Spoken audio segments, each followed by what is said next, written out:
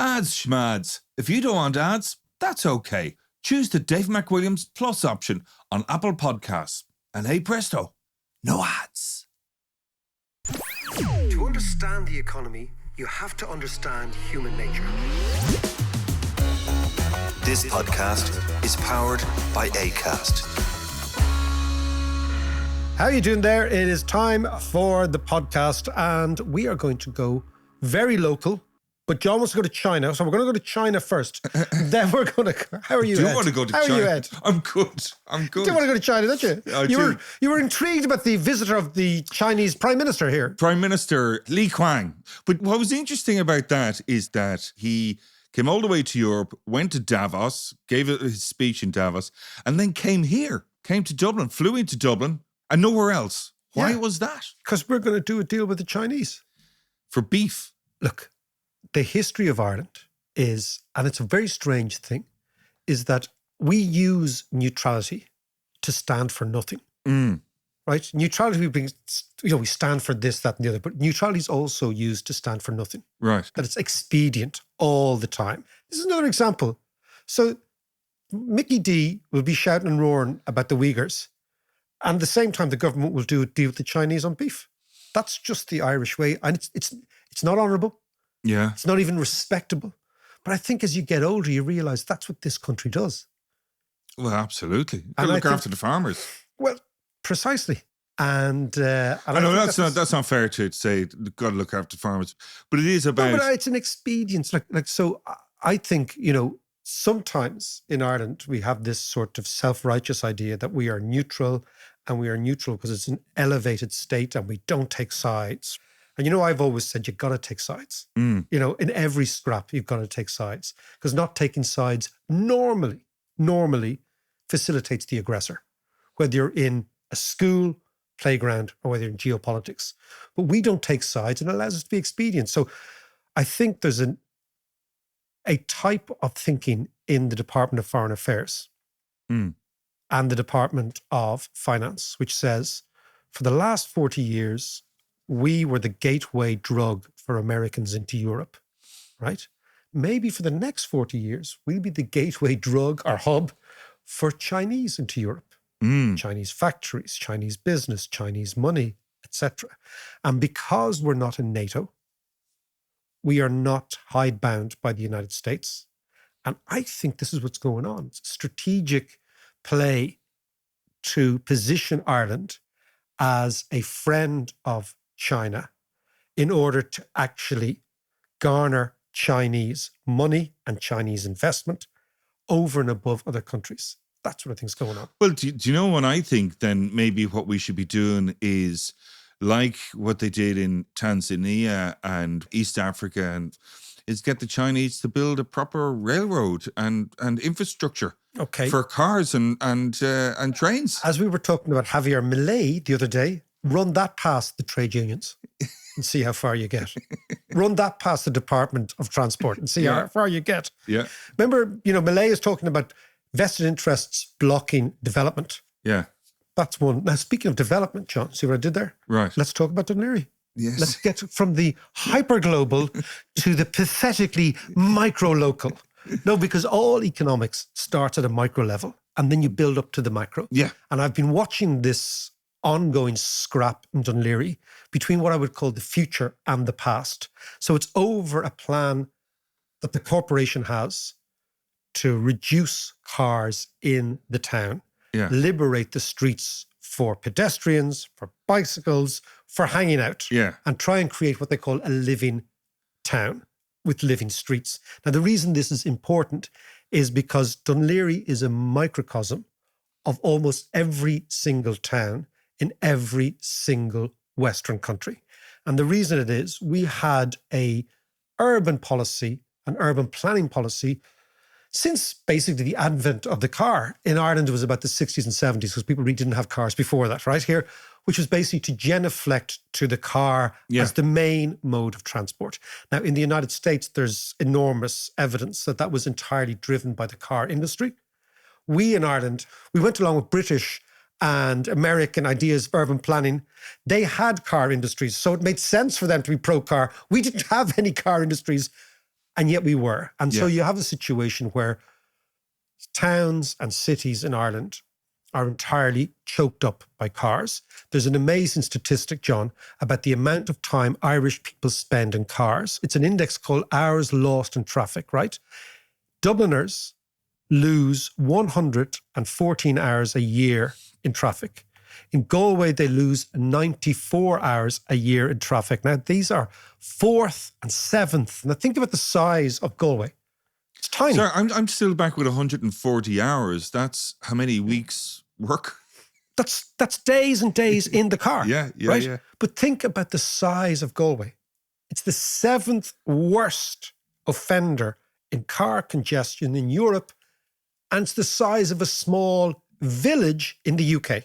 Yeah. Right? If you're in England, right? Yeah. It's tiny. It's tiny. Why? Because we have driven our entire urban planning around cars. Now, the council in Dún Laoghaire, in fairness to them, are saying, hold on, enough of that. And what they are really, I think, is locked in a battle between the future of towns and the past of towns. The past of towns is the car lobby, NIMBYism, and no change. And the future is trying to liberate the streets from the tyranny of cars. Yeah. Now, it's not to say that cars have not been an amazing thing. Cars have been an amazing innovation, getting us from A to B, changing our world. I've always thought, Of course, yeah. during COVID, I think what really got in on top of a lot of people was this idea of not being able to move. And I think actually to move is to be alive. Humans want to move. We want to move all over the place. Interact with And other people in the world. And the car was an amazing thing. It opened up huge parts of our countryside to people who'd never before seen it, right? And it allowed people to commute and live all over the place. But there is no manual for urban planning in the 21st century that says more cars are a good idea, right? Yeah. This is why I call the movement people before Bonnet, right? Okay. So you know those people before I like profits. that, Mike. You know our Trotskyite Marxist mates, the people before profit. This is people before Bonnet, right? That basically people should be given precedence on the streets over and above the bonnet of cars, in particular SUVs, which have very large bonnets, right? Yes, so they you do. walk up the town here, and again, I'm speaking about Dún Laoghaire, but think about your own neck of the woods, wherever you're listening from, whether you're listening in America, in Canada, in Britain, other parts of Ireland. Think about what's happening in your own locality. So what you have then is a planning view, cars versus no cars. Now, what is fascinating, there's a thing called the iron law of traffic, John. Mm-hmm. And the iron law of traffic is the following, which is that if you widen roads and if you build more motorways and dual carriageways and whatever, right? And you think that this is going to create less traffic, the opposite happens. It creates more traffic, right? And it's this idea that you build it and they will come. Yeah. So what we see all over the world is if you build more roads, people buy more cars and they use cars. Now, the irony, therefore, is that we like to think of roads when we imagine traffic, right? If you imagine traffic, you think of it as a liquid. So you widen the road, more liquid can flow through. But what actually happens in reality, John, is it behaves much more like a gas, whereas the gas will actually move to fill up the space. So what happens is if you create more space for cars, you'll get more cars. Yeah. It makes complete sense. And again, the bizarre thing is environmentally, this is a disaster. Socially, this is a disaster. And it's only good for the individual in the car, right? Whereas the collective, and goes back to our whole idea of economics, is what is good for the individual is not always good for the collective. Yeah. And what you have in a place like Dún Laoghaire is you don't have any street life. And what the council are trying to do is create a much more pleasant street environment, which, if you know anything about Dún Laoghaire, they've done on the seafront over the last few years by opening the whole thing up. Yeah. You know, just a slight aside, I was speaking to a fellow over Christmas, an older gentleman. An older gentleman, And yes. we were talking about Dún Laoghaire and stuff. Dún Laoghaire started going downhill when they changed the name from Kingstown. No way. Really? He did. That's He was extraordinary. serious. And he was serious about it. But actually, it's funny you mentioned demography, and it's funny you mentioned generational differences. It seems to me quite clear that the row here is between different generations. Yes. There is older people want to stay in their cars. They want to drive through Dún Laoghaire and use it as a rat run into town. And they feel very discombobulated or disaffected that rat run has been closed down. Yeah. Now, I can understand that. I can really understand that feeling. If you've been doing this all your life, but personal disaffectation is not the same as urban planning. You know, you have to actually have some plan for the place. Absolutely. I know, as you mentioned earlier, this is quite local. It's hyper-local, but it's applicable But to you and everywhere. I grew up in this town, and there was the experiment last year of closing off the main street. Yeah, which worked really well. And pedestrianise. And it worked really well. And the reaction to that was really positive as well. But then they took it away. Again, I think what goes on here is an inability to push through one initiative. So it's called local democracy. You have to genuflect at this and that and the other. And I think it's fair enough, right? But as you said, it would have been much easier after COVID, just leave it in place. Yeah. But I mean, what we're talking about is Dublin area, but we're talking about the same for Dublin City. Yeah. Dublin City needs to figure out how it's going to breathe in the 21st century.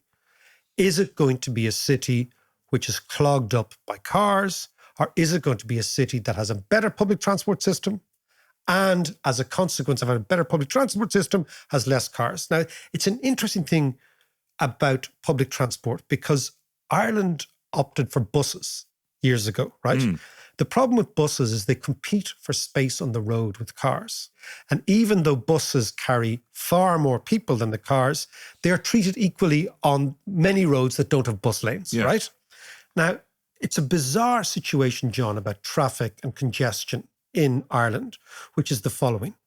If you look at house prices around Ireland, not about Ireland, everywhere, some of the most expensive houses are houses with sea views. Yeah. But there's only a certain amount of houses that can have sea views in any city.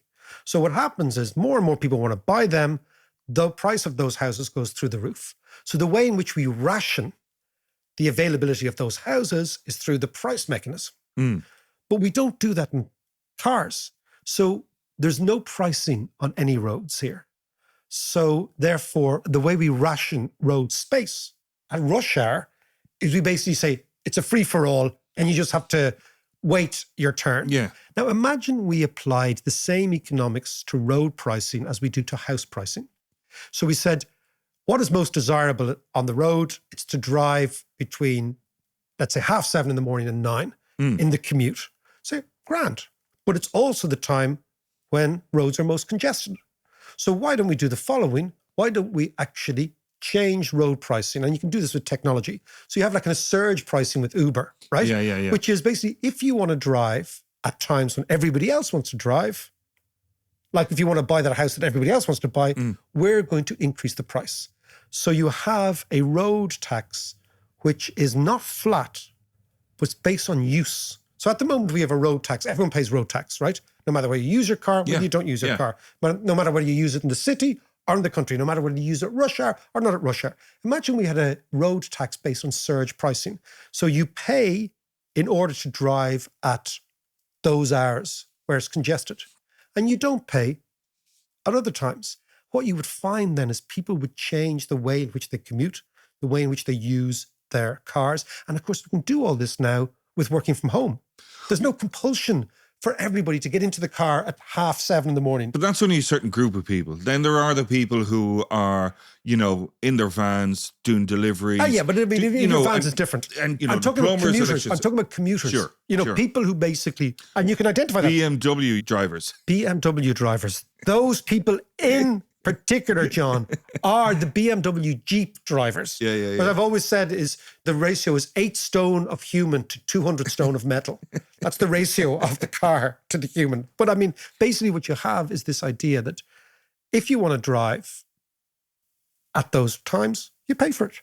And I think that would change the way in which the roads are congested. But the overall idea is we need to reconfigure how towns feel, how we live in towns. Which is funny, Mum is in a nursing home. Yeah. What she loves more than anything else is going for a drive. And I drive her up the mountains and stuff, but she also loves driving in around the city. Yeah. And in around Dunleary, and we go into town and all that kind of stuff. And she loves a good traffic jam. But she loves just to sit there and look at other people and all that kind of stuff. But she loves a traffic jam. I love that. She loves it. But there's loads of you building in around Stillorgan and Blackrock and all that kind of area. And she always points at those and goes, look, there's so much building. It's going to make the place very busy. And I said, yeah, but the whole idea, ma'am, is to kind of get people out of cars and into public transport. Why would you want to do that? I love it. Well, she's from the generation that cars are a big luxury. Exactly. But there's also loads of people around the country that don't have public transport. So cars are absolutely essential for Ireland to get around. But in towns, they just don't work. And they affect the quality of all the planning if you become car-centric. So when you're talking about planning, it's not just about cars. It's not just about congestion. I think they use the word, John, holistic is the word. Holistic, exactly. The whole shebang. So let's get more into urban planning and what is required to make the whole thing work after this.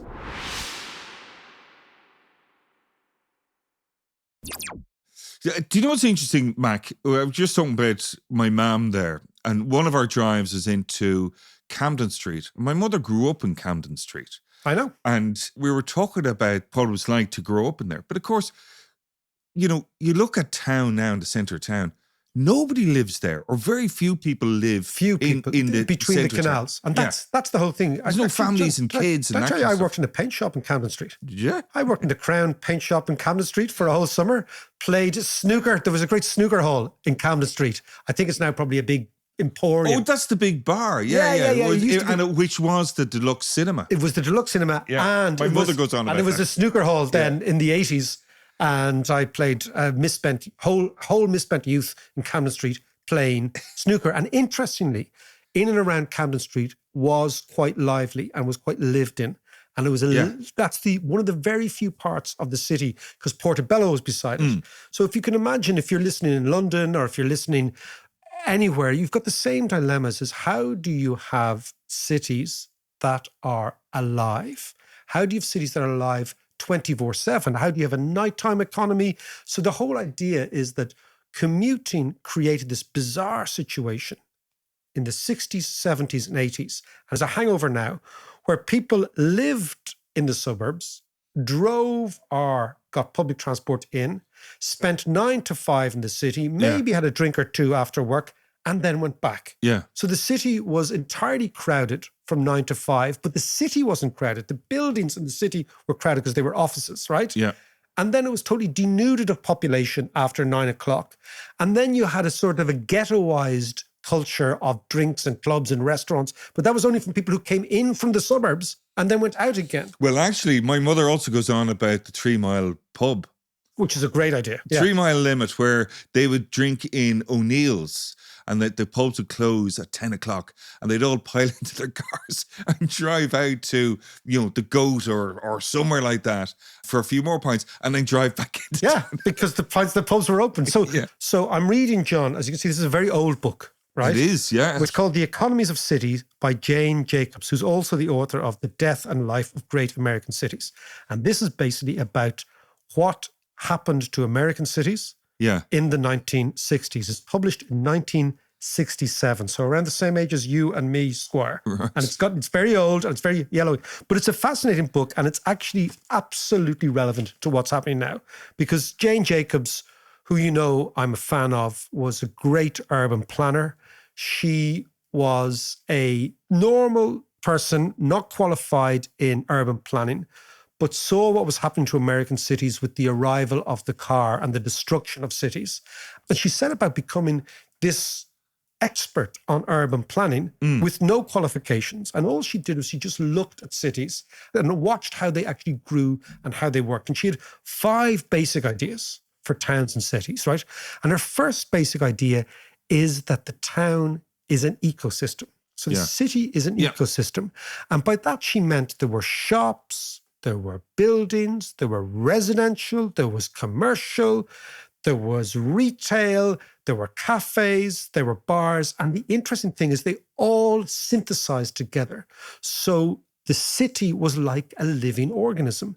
And bits of the city fed off other bits of the city. And at certain times of day, it was lively. And certain times at night, it was lively. And so what she looked at the entire sense of a city as being almost like a rainforest, that all bits actually Yeah. affected other bits, and there were feedback loops within the cities. Yeah. So you couldn't just look at one street and say, we're going to change this street. You had to look at the whole. And this was a very new way of looking at cities, because in the past, again, because of cars, if you decided that the role of the city was how do I get from A to B quickest, what you were much more likely to do was therefore use the city as a rat run, as a transit from A to B. Yeah. And give over loads of space to the car. And in so doing, elbow out the pedestrian. And once you elbow out the pedestrian, you elbow out life. And if you look, again, we go back to, remember we talked about Ulysses years ago. The whole idea of Ulysses, it's very funny about Joyce in Dublin. Ireland spends a fortune on the Joyce industry, talking about Ulysses at Bloomsday. We forget the idea that Bloom walked around the city all day. Exactly. Yeah. And what he was doing was he was observing the life in the city, in the bar, in the caban shelters, in, at the funeral, at Digname's funeral, all walking around. So Dublin was a very, very walkable city 100 years ago. Then the car arrives, it all changes. So the first thing about Jane Jacobs, and I think it's a really interesting point, is that a city or a town, whether it's a small place or a big place, is a living, breathing ecosystem. And therefore, if you affect one bit, like you change this, it's going to have a ramification over here, and you're not too sure until it's actually happened. And so you've got to look at the city as something that continues to grow and grow and grow. And I don't mean grow as in sprawl. I mean grow as in being full of life and being full of vibrancy. And her idea was that, the footpath is the most important avenue in the city. That what happens in the footpath, that who's on the footpath, at what times of the day is actually the life of the city. And she called it the great ballet of the footpath, that people kind of come in, they dance in a certain area and they move in a certain area and then they move away. And I think that's actually the way in which cities work. And again, traditional planners don't see that because they were captured by cars. Now it's changing. But if you look at Dublin City, you're right. I mean, Dublin at night, it's a kind of touristy city. And I even talk about us being tourists, going to restaurants, going out. That's it. I don't really go into town much anymore. I go into a gig only because the gig is in town. But, I would socialize locally. Yeah. But part of the problem and the upshot of the emptying out of the streets of Dublin is that it becomes a little bit more dangerous and a little bit more edgy. You're absolutely right. And with a lack of police, there's dereliction of the streets. Dereliction and vandalism. Now, you're absolutely right. So Jane Jacobs had this great expression called eyes on the street. And she meant that the more the street is living, the safer it is. Because we are actually witnesses. So more people on street, those streets are safer, which means you have to have people living there. Now, what we've done in Dublin is we've converted huge amounts of apartments into Airbnbs. Yes. So we've created a tourist city. Yeah. But the tourist city has elbowed out the local people. Yeah. And you can't have a city based on overpriced pints of stout, diddly eye, and tourists, and Airbnb. Well, also tourists come to see the city and experience the city, which includes locals. But the point is you're elbowing out the locals. Yeah, exactly, so, I mean, I think a big change for Dublin has to be some sort of regulation about Airbnb. Because you cannot, because when you give over so much of the city to short-term lets, what you do is A, you elbow out capacity for the city's actual residents, and B, you push prices through the roof. Yeah. Because how can you compete on a week-on-week basis with an Airbnb where somebody's going to spend, for the weekend, and they're going to spend a fortune. So again, the idea is that planning needs to see the totality of it, right? The living city idea. But let me ask you about planning then, because, Dublin has been planned over years and it has evolved over the years, and it is what it is now. How does a planner go about kind of re-engineering the whole city and replanning the whole city? You've got to just change the way in which cars are used. You've got to change the way in which NIMBYism is addressed. So, for example, in the case of Dublin, this idea of, Dame Street, we can't close it, we've got to keep it up. You've got to do what other cities do, is just close it off to cars. And the amazing thing, again, is, as I said, it will adjust, people's behavior will change. But if you just keep it and you just allow the market, John, to answer everything, you'll just get chaos. And you will get chaos because people say, well, why should I give up my car? And the reason you should give up your car is because the community, everybody else suffers. Now, again, to go back to Jane Jacobs, she talked about the essential idea that cities have to be mixed development. Yeah. So again, you can't just have, as we have in Dublin, an industrial zone, a residential zone, a retail zone. And there's many, many people who would say that a total disaster for cities is having actual shops on the ground floor, always and exclusively. Because people might not necessarily want, in an online world, people might not necessarily go to shop. They might want a cafe, they might want something else. Yeah. But the idea is you need to have it entirely mixed. So you've also old and young. So if you think something like Temple Bar, right? Mm-hmm. It's exclusively for young people on the Skite, right? Yeah. It's like Leicester Square in London. like Leicester Square. So, but the idea is if you don't have old people and young people living together, what you will have is just simply people just drinking at one time at night, and that's it, right? Whereas if you've old and young people, older people come on the street in the day, they tend to chit-chat and not, and then they kind of leave the street at night, and then younger people come in. It's that whole idea that as long as you have mixed development, as long as you have lots of different types of people, you will create this environment which is conducive to city life. And that's the way old cities used to be. But to make that happen, it's almost like chicken and egg at this stage, because you need to attract people in. This 15-minute city kind of idea where you kind of live and work and, rear your family and educate and socialize all in within 15 minutes of where you live. But how do you get that moving? How do you start that? You subsidize housing because it's too expensive. But you need businesses in there as well. You need businesses as well, but people bring businesses. And again, what Jane Jacobs goes on about is the absolutely essential nature of local and small businesses in cities. Yeah. Particularly in the streetscape. So what we've tended to do in Ireland is we have this model of development is we've no capital, so we're going to build a big factory. And then people will commute to that factory and commute away from that factory. Like an Intel fab or the great example is the Silicon Dock, Google and all those ones. Yeah. Just build that place. People come in, they go out, they come in, they go out. And what she says is, no, you've got to build local businesses which service the community, which produce and create products which people want to buy. And again, it's very, very difficult to predestine that. But I think it has to be your overall idea is that small artisans, tradespeople, punters like ourselves doing podcasts have studios in the city rather than out in the suburbs. That's sort of idea. So we're around doing our thing. I mean, that's, again, one of her big ideas is that planning has to come from the bottom up. Right. You talk to the locals. What do you want? What do you think's going on? So you talk to people in Francis Street, you talk to people in the Coombs, say, what do you actually want? And get their feedback rather than some, as our friend Millet would say, bureaucrat in a plush office. Yes, moving things around. And I think, I've always thought that one of the problems with Dublin City is the people who planned Dublin City hated Dublin. Yeah. No, really. Most of the Dublin City planners were from the country. Yeah. They didn't like the city. And they lived out in Stillorgan or Monkstown or Sutton. They didn't live in the city. And if you contrast that with, remember I was in Vienna a couple of months ago, that you've got a real sense of the people have a proprietorial sense of Vienna. They like it. They live there. They live above the shop. They live in the city. So you got this sense of a whole thing working together. Whereas our city planners drove home every day. Yeah. And they drove into City Hall. And they drove into Wood Quay. Yes. And they drove home. Yeah. So they didn't know love of the place. They actually hated the place. And if you hate the place, it's going to reflect in your planning. You've got to love the place and love the city and see what it can do. And the same goes for Cork, same goes for Limerick, same goes for any city. Liverpool, Manchester, all those cities.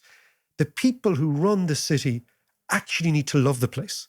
How has it worked in Paris? Because Hidalgo, the mayor, came in and she was all into this idea of the 15-minute city and making it work. Yeah, and it has worked extremely well. I mean, Paris has always been a city that was lived in because it was designed by a houseman in the 1860s, and those great boulevards were designed with, 8 stories of apartment blocks over them. Yeah. But the interesting thing about the Paris we see now, the beautiful Paris we see now, was the result of a massive razing of old Paris. which is quite Right. interesting. Yeah. But it has worked extremely well in the sense that lots more people are living in the city, lots more people are cycling around the city, lots more people are walking around the city, particularly around the Seine. I mean, if you were ever there years ago, it used to be like a motorway going down the river. Yeah. Now they've all been closed off. There's beaches and all sorts of stuff. Yeah. So, and again, what happens is if you give the right incentives, people change their behavior, right? There's a thing called, Eric Lonergan talks about EPIC, which is extreme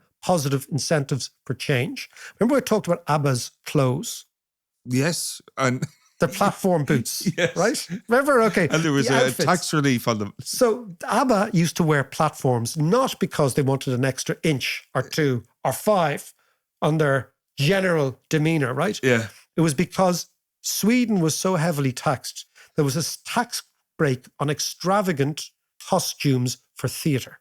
Right. Because the theatres lobbied, they said, look, we can't be putting on pantomimes and dressing up for the kids if you're going to not give us a break. Yeah. So theatres lobbied for a tax break.